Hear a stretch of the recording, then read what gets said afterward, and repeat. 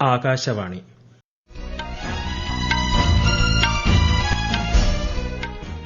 നമസ്കാരം. വാർത്തകൾ വായിക്കുന്നത് ഹരിഷ്ണ.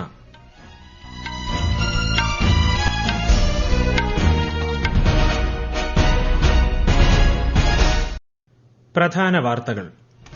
ഭീകരർക്ക് സമാധാനമായി ഇരിക്കാൻ കഴിയുന്ന ഒരിടവും പാകിസ്ഥാനിൽ ഇല്ലെന്നും ഭീകരരെ അവരുടെ വീടുകളിൽ ചെന്നില്ലാതാക്കാൻ ഇന്ത്യയ്ക്ക് കഴിവുണ്ടെന്നും പ്രധാനമന്ത്രി നരേന്ദ്രമോദി. പുതുച്ചേരിയിൽ പുതിയ ക്രിമിനൽ നിയമങ്ങൾ നടപ്പാക്കിയതിന്റെ പുരോഗതി കേന്ദ്ര ആഭ്യന്തരമന്ത്രി അമിത്ഷാ വിലയിരുത്തി. സുപ്രീം കോടതിയുടെ 52ാമത് ചീഫ് ജസ്റ്റിസായി ജസ്റ്റിസ് ഭൂഷൺ രാമകൃഷ്ണ ഗവായ് ഇന്ന് സ്ഥാനമേൽക്കും. ഇനി മുതൽ എല്ലാ വർഷവും സെപ്റ്റംബർ 23 ആയുർവേദ ദിനമായി ആചരിക്കുമെന്ന് കേന്ദ്ര സർക്കാർ പ്രഖ്യാപിച്ചു. രാജ്യത്തെ വിലക്കയറ്റ തോത് ഏപ്രിലിൽ 3.16% താണു. 6 വർഷത്തെ ഏറ്റവും കുറഞ്ഞ നിരക്കാണിത്. ഖേലോ ഇന്ത്യ യൂത്ത് ഗെയിംസ് നാളെ സമാപിക്കും. 120 മെഡലുമായി മഹാരാഷ്ട്ര മുന്നിൽ. വാർത്തകൾ വിശദമായി. ഭീകരർക്ക് സമാധാനമായി ഇരിക്കാൻ കഴിയുന്ന ഒരിടവും പാകിസ്ഥാനിലില്ലെന്ന് പ്രധാനമന്ത്രി നരേന്ദ്രമോദി. ഭീകരരെ അവരുടെ വീടുകളിൽ ചെന്നില്ലാതാക്കാൻ ഇന്ത്യയ്ക്ക് കഴിവുണ്ടെന്നും അദ്ദേഹം പറഞ്ഞു. പഞ്ചാബിലെ ആദംപൂരിലെ വ്യോമസേനാ താവളത്തിൽ ആകാശ യുദ്ധവീരരുമായും സൈനികരുമായും സംവദിക്കുന്നതിനിടെയാണ് പ്രധാനമന്ത്രി ഇക്കാര്യം പറഞ്ഞത്. ഇന്ത്യ 9 ഭീകര ക്യാമ്പുകൾ നശിപ്പിക്കുകയും 100-ലധികം പാക് ഭീകരരെ ഇല്ലാതാക്കുകയും ചെയ്തു. നിരപരാധികളുടെ രക്തം ചൊരിഞ്ഞാൽ പൂർണ്ണ നാശം സംഭവിക്കുമെന്ന് ഭീകരതയുടെ യജമാനന്മാർ ഇപ്പോൾ തിരിച്ചറിഞ്ഞെന്നും പ്രധാനമന്ത്രി പറഞ്ഞു. पाकिस्तान में ऐसा कोई ठिकाना नहीं है जहां बैठकर आतंकवादी चैन की सांस ले सके. हम घर में घुसकर मारेंगे और बचने का एक मौका तक नहीं देंगे. और हमारे ड्रोन्स, हमारी मिसाइलें, उनके बारे में तो सोचकर पाकिस्तान को कई दिन तक नींद नहीं आएगी. ക്ഷയരോഗ നിർമ്മാർജ്ജനം സംബന്ധിച്ച് ഇന്ത്യയുടെ ദൌത്യത്തിന്റെ പുരോഗതി പ്രധാനമന്ത്രി നരേന്ദ്രമോദി അവലോകനം ചെയ്തു. സജീവമായ പൊതുജന പങ്കാളിത്തത്താൽ ദൌത്യം ഗണ്യമായ വേഗത കൈവരിച്ചതായി അദ്ദേഹം സമൂഹമാധ്യമത്തിൽ കുറിച്ചു. ന്യൂഡൽഹിയിലെ പാകിസ്ഥാൻ ഹൈക്കമ്മീഷനിൽ ജോലി ചെയ്യുന്ന ഒരു പാകിസ്ഥാൻ ഉദ്യോഗസ്ഥനോട് 24 മണിക്കൂറിനുള്ളിൽ രാജ്യം വിട്ടുപോകാൻ വിദേശകാര്യ മന്ത്രാലയം നിർദ്ദേശിച്ചു. ഔദ്യോഗിക പദവിക്ക് അനുസൃതമല്ലാത്ത പ്രവർത്തനങ്ങളിൽ ഏർപ്പെട്ടെന്ന് ചൂണ്ടിക്കാട്ടിയാണ് നടപടി. ജമ്മു കശ്മീരിലെ ഷോപ്പിയാൻ ജില്ലയിലെ ഷുക്രു കെല്ലർ വനമേഖലയിൽ സുരക്ഷാ സേനയുമായുള്ള വെടിവയ്പിൽ 3 ഭീകരർ കൊല്ലപ്പെട്ടു. ഭീകര സംഘടനകളായ ലഷ്കർ ഇ തൈബയുമായും റെസിസ്റ്റൻസ് ഫ്രണ്ടുമായും ഇവർക്ക് ബന്ധമുണ്ടെന്ന് കരുതുന്നുവെന്ന് Kashmir IGP V K Birdi പറഞ്ഞു.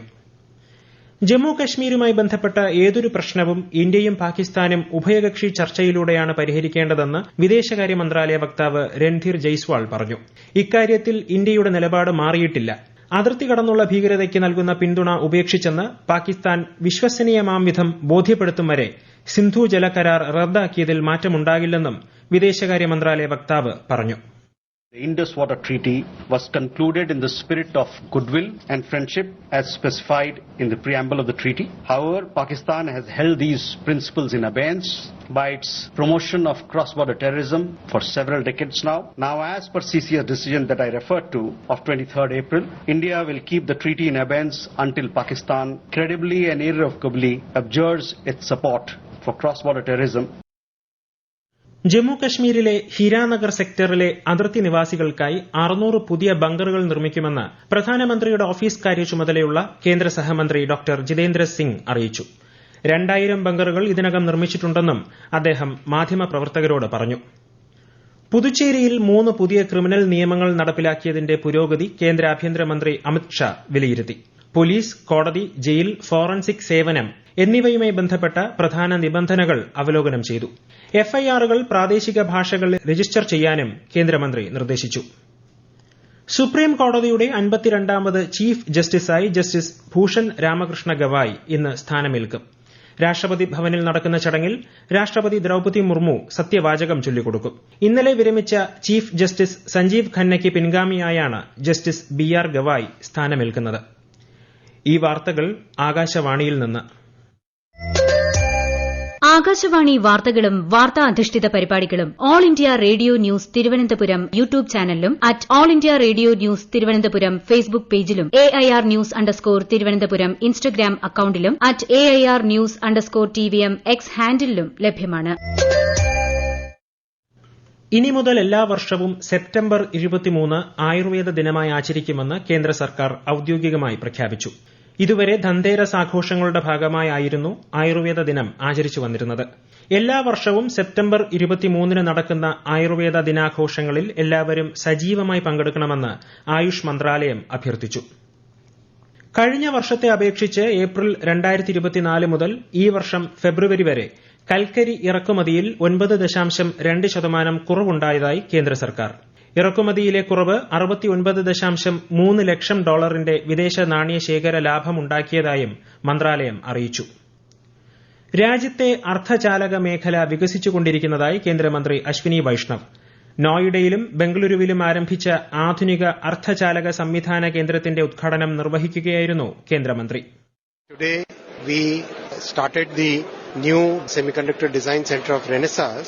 The key point about this center is, first time in our country, 3 nanometer chips which are most advanced will be designed here in India end to end. രാജ്യത്തെ വിലക്കയറ്റ തോത് ഏപ്രിലിൽ 3.16% താണു. ഏകദേശം 6 വർഷത്തിനിടയ്ക്കുള്ള ഏറ്റവും കുറഞ്ഞ നിരക്കാണിത്. പച്ചക്കറിയുടെയും പയറുവർഗ്ഗങ്ങളുടെയും ധാന്യങ്ങളുടെയും വിലയിൽ കുറവുണ്ടായാണ് നിരക്കിൽ ഇടിവുണ്ടാക്കിയത്. ഇതിനു മുമ്പ് ഇതിലും കുറഞ്ഞ വിലക്കയറ്റ തോത് രേഖപ്പെടുത്തിയത് 2019 ജൂലൈയിലാണ്, 3.15%. കേരളത്തിലെ വിലക്കയറ്റ തോത് 5.94%. ഗസയിലെ ഖാൻ യൂനിസിൽ ആശുപത്രിയിൽ ഇസ്രായേൽ നടത്തിയ വ്യോമാക്രമണത്തിൽ 28 പേർ കൊല്ലപ്പെട്ടു. നിരവധി പേർക്ക് പരിക്കേറ്റു.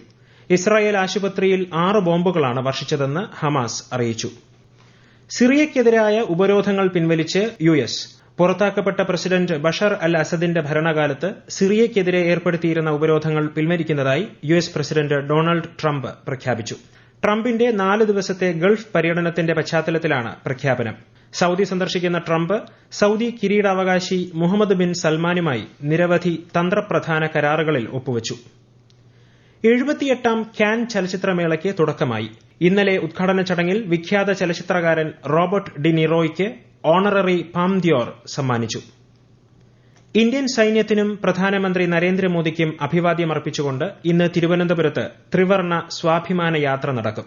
വൈകിട്ട് മ്യൂസിയം ജംഗ്ഷനിൽ നിന്ന് ആരംഭിക്കുന്ന തിരംഗ യാത്രയിൽ വിമുക്ത ഭടന്മാരും ദേശസ്നേഹികളും അണിചേരും. കാർഗിൽ വീരയോദ്ധാവ് മേജർ ജെറി പ്രേംരാജിന്റെ മാതാവ് അടക്കമുള്ളവർ ത്രിവർണ്ണ സ്വാഭിമാന യാത്രയിൽ അണിചേരും. സംസ്ഥാനത്ത് +1 പ്രവേശനത്തിനുള്ള അപേക്ഷകൾ ഇന്നു മുതൽ നൽകാം. പൂർണ്ണമായും ഓൺലൈനായാണ് പ്രവേശന നടപടികൾ. ഈ മാസം 20 വരെ അപേക്ഷ നൽകാം. ഖേലോ ഇന്ത്യ യൂത്ത് ഗെയിംസ് നാളെ സമാപിക്കും. 46 സ്വർണവും 38 വെള്ളിയും ഉൾപ്പെടെ 120 മെഡലുകളുമായി മഹാരാഷ്ട്ര മുന്നേറ്റം തുടരുകയാണ്. 19 സ്വർണവും 9 വെള്ളിയും ഉൾപ്പെടെ 42 മെഡലുമായി രാജസ്ഥാൻ 2ാം സ്ഥാനത്ത്. 57 മെഡലുമായി ഹരിയാന 3ാമതാണ്. സാഫ് അണ്ടർ-19 ഫുട്ബോൾ ചാമ്പ്യൻഷിപ്പിൽ ഗ്രൂപ്പ് ബിയിൽ 1ാം സ്ഥാനം ഉറപ്പിച്ച് ഇന്ത്യ.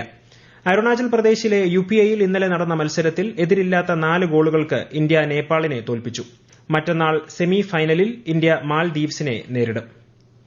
ബാങ്കോക്കിൽ നടക്കുന്ന തായ്ലൻഡ് ഓപ്പൺ ബാഡ്മിന്റണിൽ മുൻനിര ഇന്ത്യൻ താരങ്ങളായ ലക്ഷ്യ സെൻ, പ്രിയാൻഷു രജാവത്ത്, ഉന്നതി ഹൂഡ, മാളവിക ബൻസോദ്, ഗായത്രി ഗോപിചന്ദ്, ട്രീസ ജോളി എന്നിവരുടെ മത്സരങ്ങൾക്ക് ഇന്ന് തുടക്കമാകും. പുരുഷ സിംഗിൾസിൽ ലോക 18ാം നമ്പർ താരം ലക്ഷ്യ സെൻ ആദ്യ മത്സരത്തിൽ അയർലൻഡിന്റെ നാത്ത് ന്യൂയനെ നേരിടും. തെക്കൻ അന്തമാൻ കടൽ, വടക്കൻ അന്തമാൻ കടൽ, തെക്കൻ ബംഗാൾ ഉൾക്കടൽ, നിക്കോബാർ ദ്വീപ് എന്നിവയുടെ ചില മേഖലകൾ എന്നിവിടങ്ങളിൽ കാലവർഷമെത്തിയതായി കേന്ദ്ര കാലാവസ്ഥാ വകുപ്പിനെ ഉദ്ധരിച്ച് വാർത്താ ഏജൻസികൾ റിപ്പോർട്ട് ചെയ്തു. കേരളത്തിൽ തെക്കു പടിഞ്ഞാറൻ കാലവർഷം ഈ മാസം 24-ന് എത്തിയേക്കുമെന്നും റിപ്പോർട്ടുണ്ട്. പ്രധാന വാർത്തകൾ വീണ്ടും.